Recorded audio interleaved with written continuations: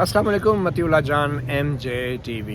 एक तरफ रियासत पाकिस्तान है, कौमी सलामती के इदारे, फ़ौज है, इस्टेब्लिशमेंट जो भी कहें, और हुकूमत, और दूसरी तरफ साबिक़ वज़ीर आज़म इमरान ख़ान। संगीन नौयत के जो इल्ज़ामात साबिक़ वज़ीर आज़म इमरान ख़ान ने बतौर वज़ीर आज़म पाकिस्तान लगाए थे, वो तमाम इल्ज़ामात को आज झुटला दिया गया है। पाकिस्तान की कौमी सलामती के आला तरीन इदारे कौमी सलामती कमेटी ने एक अपने एलामिया में कहा है कि साबिक़ वज़ीर आज़म इमरान ख़ान की तरफ से गैर मुल्की साजिश और उससे जुड़ी अदम एतमाद की तहरीक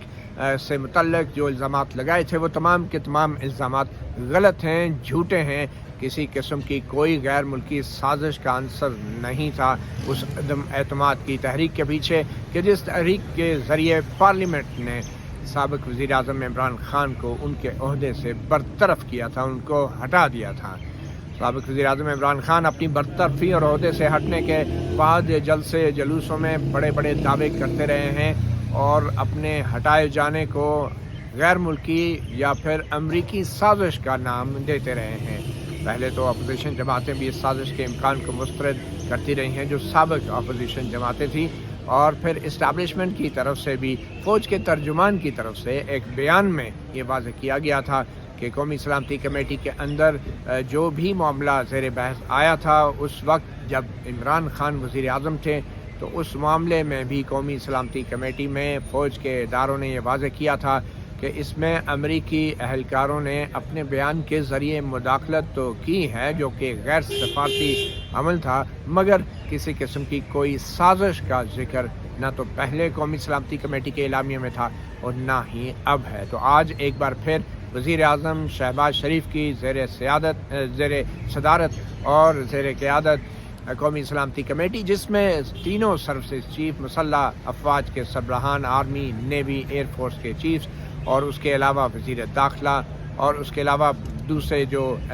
ख़ुसूसी तौर पे मदऊ किए गए चंद सीनियर वज़रा थे, और जो इंटेलिजेंस एजेंसीज़ के सरबराहान थे, उन तमाम को मदऊ किया गया। और आज की कौमी सलामती कमेटी के एक अहम गवाह और एक अहम मेहमान अमेरिका में पाकिस्तान के साबिक़ सफ़ीर असद मजीद भी थे, जिनके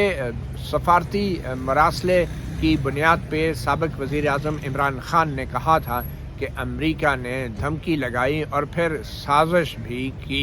यानी साजिश करने वाले धमकियां भी लगा रहे थे। और आज कौमी सलामती कमेटी में जो एलामिया सामने आया है, उसके मुताबिक अमेरिका में पाकिस्तान के साबिक़ सफ़ीर असद मजीद को भी बुलाया गया था, ख़ुसूसी तौर पे उनकी बात सुनी गई, और साबिक़ सफ़ीर अमेरिका में जो पाकिस्तान के थे असद मजीद ने वो तमाम पस मंज़र बताया और वो गुफ्तगू की तफसीलात बताई जो उनके दरमियान और अमरीकी अहलकारों के दरमियान हुई थी, और उन तफसीलात को सुना कमेटी ने। और उसके बाद जो इंटेलिजेंस एजेंसीज थी, जो खुफिया इदारे थे, ISI या मिलिट्री इंटेलिजेंस और या फिर इंटेलिजेंस ब्यूरो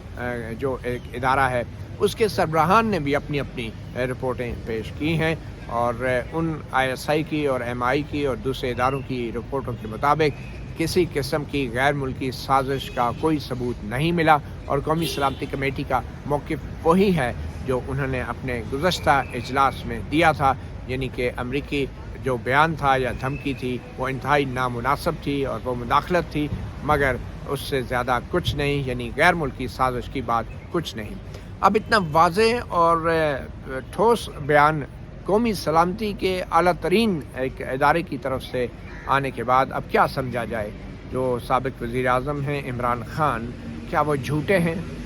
या फिर बतौर वज़ीर आज़म भी जो वो बयान देते रहे, क्या वो भी झूठ पर मबनी था?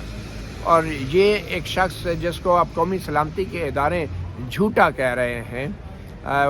क्या ये वही शख्स नहीं है जिसको सुप्रीम कोर्ट ऑफ पाकिस्तान ने सादिक और अमीन करार दिया था? और जिस तरीके से बड़े बड़े जलसों में लोगों को और आवाम को साबिक़ वज़ीर आज़म इमरान ख़ान बरगला रहे हैं या उन्हें इश्तियाल दिला रहे हैं, अगर आज की कौमी सलामती के इस एलामिये के बाद भी अगर साबिक़ वज़ीर आज़म अपनी साजिशी थ्योरी और कहानी पर कायम रहते हैं, तो फिर इसका क्या मतलब होगा? इसका मतलब तो फिर वाज़ेह है कि ये बुनियादी तौर पे साबिक़ वज़ीर आज़म इमरान ख़ान का बयान کسی اپنی مخالف سیاسی جماعت کے خلاف نہیں یا حکمران سیاسی جماعت کے خلاف نہیں، قومی سلامتی کے اداروں کے خلاف ہے، چونکہ ایک بڑے ہی سوچے سمجھے منصوبے کے تحت دبے الفاظ میں بین السطور سابق وزیر اعظم عمران خان بار بار اشارتاً یہ کہتے رہے ہیں کہ اس سازش کا بنیادی مرکز جو تھا وہ پاکستان کی اسٹیبلشمنٹ تھی، اور اس کا ثبوت یہ بھی ہے کہ ان کے ایک قانونی مشیر ڈاکٹر بابر اعوان نے سپریم کورٹ میں اپنے دلائل دیتے ہوئے اس بات کا انکشاف کیا تھا کہ جب امریکی اہلکار پاکستان میں امریکی سفارتکار کے ساتھ ایسی نامناسب گفتگو کر رہے تھے اور دھمکی لگا رہے تھے مبینہ طور پہ کہ اگر عمران خان کے خلاف عدم اعتماد کی تحریک کامیاب ہو گئی تو سب کچھ ٹھیک ہو جائے گا، اور اگر ناکام ہو گئی تو پھر پاکستان کو اس کے نتائج بھگتنے پڑیں گے، تو اس گفتگو کے دوران کچھ اور خاص لوگ بھی اس ملاقات میں موجود تھے۔ تو یہ ڈاکٹر بابر اعوان نے ان خاص لوگوں کا بھی انکشاف سپریم کورٹ میں دلائل دیتے ہوئے کیا تھا، اور وہ خاص لوگ کون تھے؟ بقول ڈاکٹر اعوان کے وہ خاص لوگ امریکی سفارت خانے میں پاکستان کے دفاعی اتاشی تھے، یعنی کہ فوج کے ملٹری اتاشی، ایئر فورس کے ایئر اتاشی اور نیوی اتاشی بھی اس گفتگو میں موجود تھے، اور بظاہر ڈاکٹر بابر اعوان نے یہ کہنے کی کوشش کی اور عمران خان بھی یہ کہنے کی کوشش کرتے رہے ہیں کہ یہ دھمکی پاکستان کے اسٹیبلشمنٹ کو لگائی گئی تھی، اور یہ پاکستان کی اسٹیبلشمنٹ یا فوج کے ادارے کو یہ دباؤ میں لایا گیا تھا اور کہا گیا تھا کہ اگر یہ عدم اعتماد کی تحریک ناکام ہوئی تو پاکستان کو سنگین نتائج بھگتنے پڑیں گے۔ تو یہ کہانی تھی جو سابق وزیر اعظم ابھی تک بیچ رہے تھے، اور ان کے قانونی مشیران سپریم کورٹ میں اس کو کسی خاص محتاط انداز سے سامنے لانے کی کوشش کر رہے تھے۔ اب اتنی تحقیقات ہو چکی ہیں اور قومی سلامتی کمیٹی کا موقف بھی سامنے آ چکا ہے، تو پھر ہمیں دیکھنا چاہیے سابق وزیر اعظم عمران خان کے لاہور میں جلسے میں کی گئی تقریر کو، جس میں انہوں نے کہا ہے کہ وہ حکومت کے کسی بھی کمیشن کو نہیں مانیں گے تحقیقات کے لیے۔ تو اگر قومی سلامتی کمیٹی کی طرف سے، خفیہ اداروں کی طرف سے، فوج کی طرف سے یہ واضح طور پہ کہہ دیا گیا ہے کہ ایسی کوئی سازش نہیں ہے، تو کیا پھر اب حکومت کو بھی کسی عدالتی کمیشن کے بنانے کی ضرورت ہے؟ تو پھر کیا سپریم کورٹ کو بھی کوئی عدالتی کمیشن بنانے کی ضرورت ہے؟ کیونکہ عدالتی کمیشن اگر حکومت نے بھی بنایا تو بظاہر وہ سپریم کورٹ یا ہائی کورٹ کے ججز سے ہی کہے گی کہ وہ کمیشن کو تشکیل دیے جائیں، اور نام جو ہیں عدالتی کمیشن کے وہ سپریم کورٹ یا ہائی کورٹ کے ججز سے ہی مانگے جائیں گے۔ اب سابق وزیر اعظم کا معاملہ یہ ہے کہ ان کی جو عادتیں ہیں وہ بگاڑ دی گئی ہیں۔ سیاسی بچپن میں انہوں نے جو کچھ بھی مانگا ان کو مل گیا۔ 2014 میں انہوں نے دھاندلی کی ایک الزامات کی بوچھاڑ کر رکھی تھی، اور چند 4 حلقوں کو کھلوانے کے حوالے سے جو دھرنا انہوں نے 126 روز کا پریزیڈنٹ ہاؤس ڈی چوک اسلام آباد میں دیا تھا، اس دھرنے کے بعد سپریم کورٹ نے بظاہر دباؤ میں آ کے ان کے لیے خصوصی طور پہ سپریم کورٹ کے 3 معزز ججوں پر مشتمل ایک کمیشن تشکیل دیا تھا، اور وہ منظم دھاندلی کے الزام میں تحقیقات کے بعد سپریم کورٹ کے اس کمیشن نے یہ اعلان کیا، وہ اس نتیجے پر پہنچا کہ کوئی منظم دھاندلی نہیں ہوئی، کچھ بے ضابطگیاں ضرور ہوئی تھی۔ تو سیاسی بچپن کے اندر جو کچھ عمران خان نے مانگا ان کو دیا گیا۔ اس کے بعد پھر پاناما اسکینڈل آ گیا، اور پاناما اسکینڈل کے اوپر بھی جس طریقے سے تحریک چلی اور اس وقت جس طریقے سے اسٹیبلشمنٹ نے عمران خان کا ساتھ دیا، تو اس وقت ہی ان کی عادتیں خراب ہونا شروع ہو گئی تھی، اور پاناما اسکینڈل کو کچھ اس طریقے سے اچھالا گیا بشکریہ اسٹیبلشمنٹ اور بشکریہ تحریک انصاف کہ معاملہ ایک بار پھر سپریم کورٹ نے سو موٹو تمام معاملے کا نوٹس لیا، اور سابق وزیر اعظم نواز شریف کو پاناما اسکینڈل کے الزامات میں نہیں بلکہ ایک اقامہ کے الزام میں براہ راست بغیر ٹرائل کے جو ہے ان کو نااہل قرار دے دیا۔